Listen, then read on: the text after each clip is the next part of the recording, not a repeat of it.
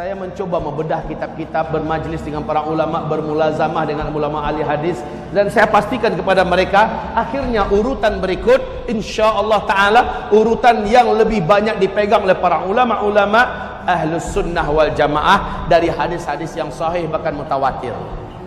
10 tanda besar kiamat. Yang awal, bumi dibungkus oleh dukhan. Bumi dibungkus oleh dukhan. Gelap bumi ini selama 40 hari 40 malam. Dukhan. Dukhan. Ya. Dukhan.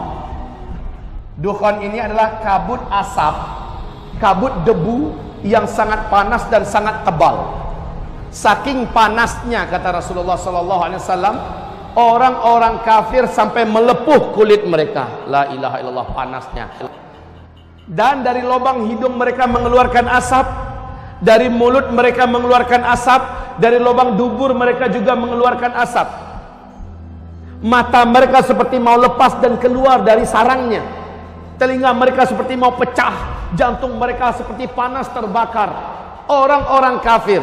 Dan orang-orang yang beriman hanya imannya menyimpang. Orang-orang Islam yang hobi buat dosa dan maksiat, kata Rasulullah sallallahu alaihi wasallam, mereka sama tersiksanya seperti orang kafir. Akan tetapi umatku yang beriman, imannya lurus dan amal soleh mereka banyak sebelum itu terjadi, mereka aman.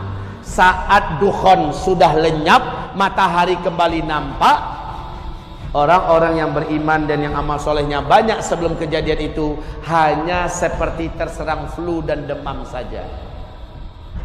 Kulitnya utuh, tubuhnya utuh, dia sehat, dia selamat, hanya seperti terserang flu dan demam saja.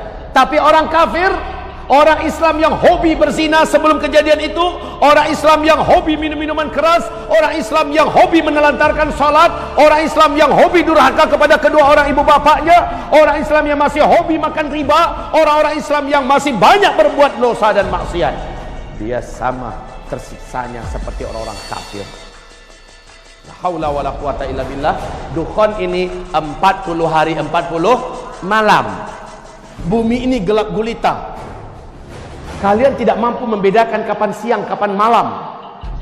Bahkan salah seorang di antara kalian mencoba mendekatkan telapak tangannya ke arah wajah, lam yakad yaraha, tak mampu melihat apa-apa saking tebalnya dukhan itu. La haula wala quwata illa billah. Kaum muslimin yang kami muliakan, setelah dukhan hilang, lenyap, apa kejadian? Besok harinya manusia dikejutkan dengan musibah lanjutan. Semua teknologi sudah berhenti. Semua teknologi sudah berakhir. Listrik tidak ada lagi, sinyal sudah hilang, mobil tidak bisa dihidupkan, pesawat tidak bisa dibawa terbang. Semua yang memanjakan manusia dari teknologi dan penemuan-penemuan modern berakhir. La haula wala quwata illa billah. Kenapa? Ada penyebabnya. Teknologi musnah. Iklim udara di dunia menjadi panas. Sementara ketika orang keluar, sudah banyak bangkai-bangkai yang berserakan. Apakah bangkai binatang atau bangkai manusia yang tidak mampu bertahan meninggal dunia. 40 hari Pak, dibungkus oleh kabut debu yang teramat panas. Maka banyak sekali daun-daun, bunga-bunga segala macamnya, burung-burung yang mati. Setelah itu udara di muka bumi dan iklim udara juga berubah drastis menjadi panas. Air menjadi sulit didapatkan. Air-air menjadi kotor karena debu tadi telah turun dan mengendap kembali di bumi. La haula wala quwata illa billah. Kaum muslimin yang kami muliakan, sejak itu kelaparan mulai melanda di muka bumi. Serentak seluruh dunia mengalami kelaparan. Sepertiga air dari langit Allah tahan, sepertiga tanam-tanaman di muka bumi Allah biarkan mati. Kekurangan pakan secara global, serentak di muka bumi kekurangan makanan. Tahun esoknya lagi, tahun kedua, 2/3 air dari langit Allah tahan. 2/3 tanam-tanaman dan hewan yang dapat dimakan, hewan ternak yang dapat dimakan di bumi, Allah biarkan mati. 2 kali lipat daripada tahun yang lalu, Pak. Beratnya hidup. Kelaparan semakin merajalela di seluruh dunia. Anak-anak kecil banyak bergelimpangan. Orang-orang dewasa juga sudah putus asa. La haula wala quwata illa billah. Saat itulah hadis sahih Imam Bukhari di dalam kitab Al-Adabul Mufrad. Rasulullah bersabda, tidak akan terjadi kiamat sampai tetangga tega mendatangi tetangganya demi memperebutkan sepotong roti yang ada pada tetangga yang ini membunuhnya dan mendapatkan sepotong roti itu.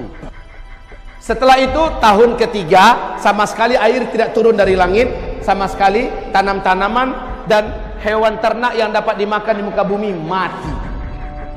Disitulah sahabat bertanya kepada Rasulullah, ya Rasulullah, bagaimana kami melanjutkan hidup ketika makanan saat itu sudah tidak ada? Bagaimana kami bisa bertahan ketika makanan sudah putus, air tidak ada? Nabi menjawab, makan minum kalian saat itu adalah zikir.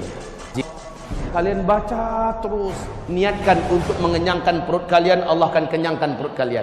Niatkan ganti minum, maka Allah hilangkan dahaga kalian. Niatkan untuk menguatkan fisik kalian, Allah kuatkan fisik kalian. Zikir adalah makanan kalian, zikir adalah minuman kalian.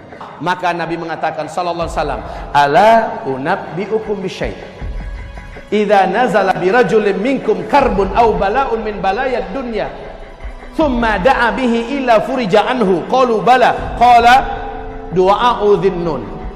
Mau enggak kalian saya ajarkan suatu amalan, suatu bacaan, apabila kalian mau membacanya, kalian mau mengamalkannya, maka tidak ada musibah seberat apapun yang datang kepada kalian, tidak ada satu bencana sehebat apapun yang menimpa kalian, melainkan kalian kalau membaca ini, kalian amalkan ini, Allah akan selamatkan kalian, Allah akan bebaskan kalian dari bencana tersebut. Mau, kata Rasul? Para sahabat menjawab, qalu bala, mau ya Rasul, mau. Nabi mengatakan, du'a'u dhinnun, doa dhunnun. Dhunnun itu adalah gelarnya Nabi Yunus. La ilaha illa anta subhanaka inni kuntu minal zalimin. Sama-sama baca. La ilaha illa anta subhanaka inni kuntu minal zalimin. Terdengar zikir itu membumbung ke arasy Allah, mengguncang arasy Allah.